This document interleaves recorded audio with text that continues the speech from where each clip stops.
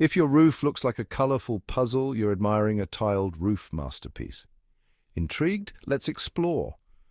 Tiled roofs are like a perfect puzzle made of small, colorful pieces that fit together just right. These tiles are usually flat, thin pieces of material like clay or concrete. They're arranged in an overlapping pattern to keep the building safe from rain, sun, and all kinds of weather.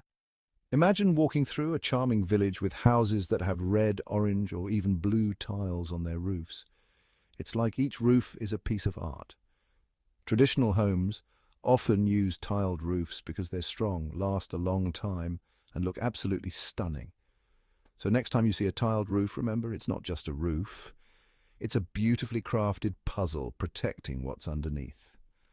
Love learning about cool architecture? Hit that like button and subscribe for more fascinating facts.